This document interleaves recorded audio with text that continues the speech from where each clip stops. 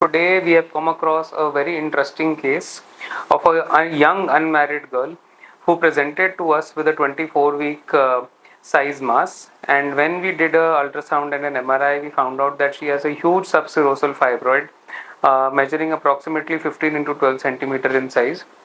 So we counseled the patient and assured her that we would try to do her myomectomy laparoscopically. She was very apprehensive as many doctors had told her that they would need to do an open surgery, but we still managed to do it laparoscopically. So, starting with the first things first, we put in the scope at the Palmer's point. Palmer's point, as you all know, is 1 centimeter below the costal margin at the mid clavicular line. We went inside from there and saw the fibroid. The fibroid was huge, but we were lucky that the fibroid had only a solitary attachment to the fundus of the uterus and gave us a good plane for separating the fibroid from the uterus. So, as you can see, the fibroid is covering the entire peritoneal cavity and is approximately 15 centimeters in size. And we try and look for the base of the fibroid so that we can insert vasopressin, which is the next step at the base of the fibroid. We create the supplementary ports in the mid clavicular line in the infraumbilical region, approximately 4 to 5 centimeters away from each other, and then insert our supplementary ports. And then we go and insert vasopressin at the base of the fibroid. So as you can see, we are instilling vasopressin at the base of the fibroid. We try and instill vasopressin at the junction of the fibroid and the normal part of the uterus. Vasopressin has been diluted as 20 units in 200 ml. I repeat, 20 units in 200 ml. And we insert about 100 ml of vasopressin. What vasopressin does is it not only gives us a plane for dissection but also is a blood thinner, so that helps in decreasing the bleeding of the overall surgery. And in myomectomy surgery, it is essential that we insert a lot of vasopressin to decrease blood loss and to find the right plane for dissection. Now, to give appropriate traction and counter traction for our surgery, we are going to insert a myoma screw directly into the uterus to create that kind of counter traction. The port, cannula, and reducer for this surgery has been inserted on the right side of the patient in the infraumbilical region in the mid clavicular line. And as you can see, by giving appropriate traction and counter traction, we are able to find the plane for dissection. A manipulator has been inserted vaginally at the same time to antivert and retrovert the uterus. Now, as you can see, we have a harmonic through which we are going to do the dissection. The settings of the harmonic is kept at 3 and 5, which does the coagulation and the cutting at the same time. Now, at the base of the fibroid, we have started using the harmonic, giving counter traction at the same time and cutting at the base of the fibroid. Now, as you can see, the bleeding is minimal and we have started cutting with the help of the harmonic. So we are cutting with the help of the harmonic. As soon as we have started cutting, there is little bit of bleeding. So we hold the pedicle where it is bleeding with our non-dominant hand and control the bleeding. In this process, our vision system continuously gets fogged and continuously gets dirty because of the bleeding. For this, we have kept a bottle of steaming hot water in a small glass jar, and along with that, there is a mop so that whenever we insert the camera and clean the camera with the vision system, the camera does not crack and does not have any sort of scratches on it. So that is kept on a standby, and continuously the gas is released via one of the ports. So now we are cutting the base of the fibroid continuously with the help of harmonic, and we have held the bleeder with our non-dominant hand. We have to make sure whenever we are using our harmonic that the whole harmonic is not touching at any point the bowel, as it can create a dent in the bowel and also damage the bowel. So we have to be very careful that our current, which can be dissipated in many directions, is not touching the bowel at any point of time. So whenever we are using an energy instrument, we have to make sure that it is not touching the bowel. And now, as you can see, we have almost dissected the fibroid, and we are almost completing the dissection. And now we are going to stitch it with the help of a Stratafix or a V-lock suture. Now to insert our suture, which is a 30 centimeter Stratafix suture, we take the needle holder, take out our port in the left infraumbilical area, and insert it through the needle holder. And once we are inside, we start the suturing process. Now suturing intraperitoneally is an art and which comes with practice. So I suggest all of you that you use lapro trainers and start practicing on lapro trainers on how to do intraperitoneal stitching. It is an art which is learned over time, and once you have mastered it, you can say that you have mastered one of the most important skills of laparoscopic surgery. So now going forward, we are going to stitch the base of the fibroid which is bleeding with the help of this suture, and we are going to suture the whole uterus in 2 layers like we do it in a cesarean, and we are going to make sure that we have achieved hemostasis, as these bleeders can keep bleeding on and on without us realizing. So now we are stitching the uterus in 2 layers and taking each stitch slowly in a baseball type manner.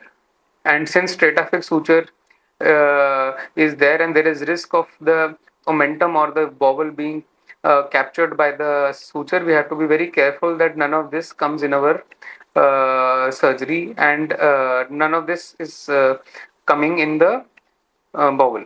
Now, as you can see, we have stitched the uterus in 2 layers beautifully, and hemostasis is ensured. From one of the ports, we have inserted a suction irrigation cannula, and we have put fluid on the suture site to make sure the hemostasis is achieved and there is no fresh bleeding. If at all we see a bleeder, we are going to use the bipolar cautery to control the bleeding. And the stitch line is beautifully stitched, and there is no bleeder at all. And now we are going to go to the next and the most important step of this surgery, which is morcellation of the fibroid. Now the next step of the surgery is that one of the ports, which is the infraumbilical port on the left side, we have expanded the port from 5 mm to 10 mm and inserted a trocar which fits our morcellator. Today we are using a morcellator which is called Versator, which is a brilliant morcellator, the morcellator of my choice.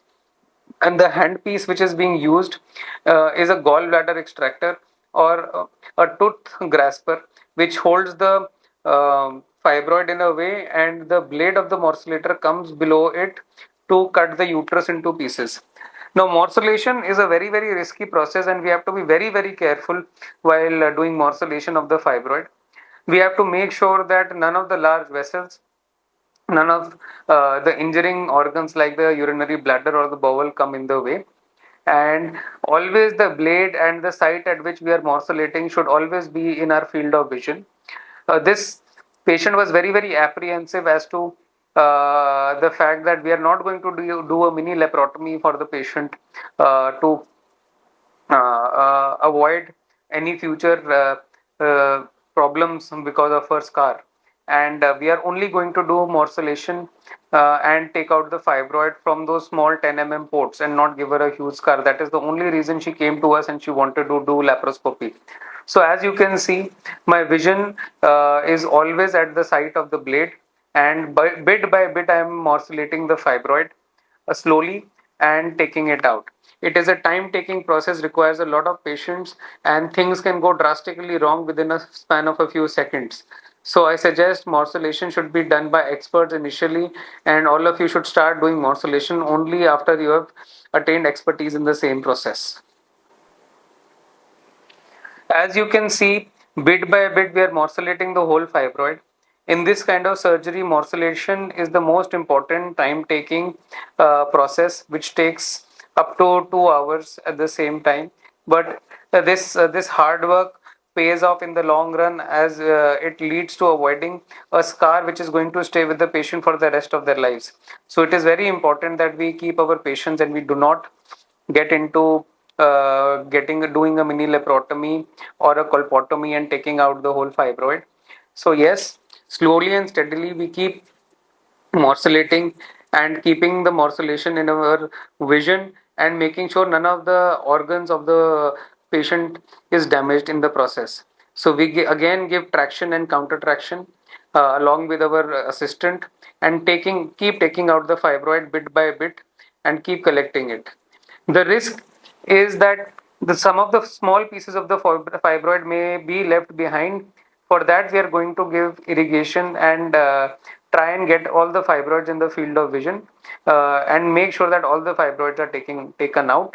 And in-bag morcellation along with MorSafe is recommended for this procedure. You should always try to do in-bag morcellation and not do morcellation in the open, as it can lead to leiomyosarcoma. So now after 1 hour of morcellation, we have reached a stage when we have morcellated the whole fibroid. Small pieces of the fibroid are left in the peritoneal cavity, scattered all over the place. Some of them are in the POD, some of them are in the pouch, which is below the gallbladder and the liver. Some of them are scattered at different places near the bowel and the omentum. So now, with the help of my assistant, small pieces we are taking out. They are handing it over to me. As you can see, all these pieces of fibroid must be taken out, as even one piece which is left behind may lead to leiomyosarcoma and may lead to future problems with the patient as it undergoes necrosis when it is left behind. After completing the removal of all small pieces of the fibroid, now we are going to tilt the head up of the patient as much as possible, and with the help of irrigation and suction, we are going to install a lot of fluid in the peritoneal cavity, so that all the fibroids which are there, which are stuck between the peritoneum, between the omentum and between the bowel, comes in the pouch of Douglas. Once it is there in the pouch of Douglas, we do a thorough suction and make sure even the smallest of the pieces of the fibroid are removed. Then all the fluid which is collected in the pouch of Douglas is sucked out with the help of the suction irrigation pump.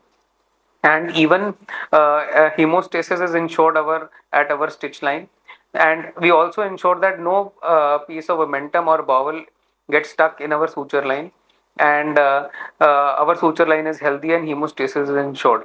We do a thorough diagnostic laparoscopy at this stage to make sure all the organs are healthy: our liver, base of the gallbladder, the spleen, the bowel, the omentum, the ovaries, the tubes, the pouch of Douglas, the urinary bladder, the intestines, including the descending colon, ascending colon, and the transverse colon is all healthy.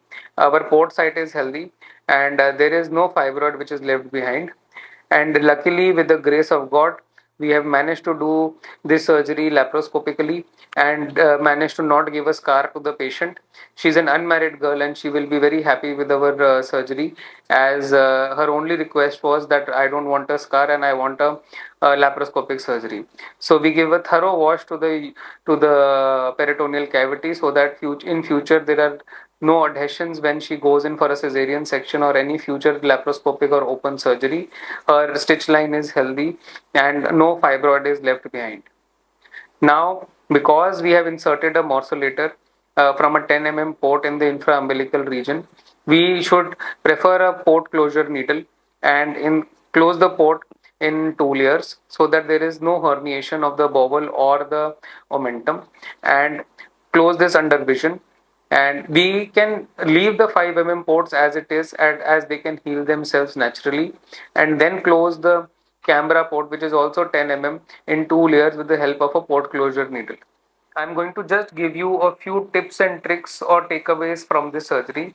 One of the most important tips and tricks is to insert a very adequate amount of vasopressin at the right side, which is at the base of the fibroid, so that excessive bleeding and easy separation to isolate a good plane for dissection is there. Once we have done that, only the morcellation process is there, which is pretty easy. The second step is to choose a good morcellator. Versator is a good brand, and the surgeon is only good as the surgeon's instruments. So I suggest all of you who want to do laparoscopy to purchase Versator. And other morcellators lead to the leakage of gas in many instances, and which makes the difficulty of the surgery much higher. So I insist that you purchase Versator. One of the other key important points is that you close the abdominal wall in multiple layers and also with a port closure needle, because that avoids herniation, which can lead to various problems in the patient later on. And also the positioning of the patient is very important. The when to tilt the head and when to raise the head is very important, as raising the head brings all the fibroids in the peritoneal cavity and the pouch of Douglas, where we can see all the fibroids and take them out one by one. So thank you very much for watching the video, and keep subscribe, like and share.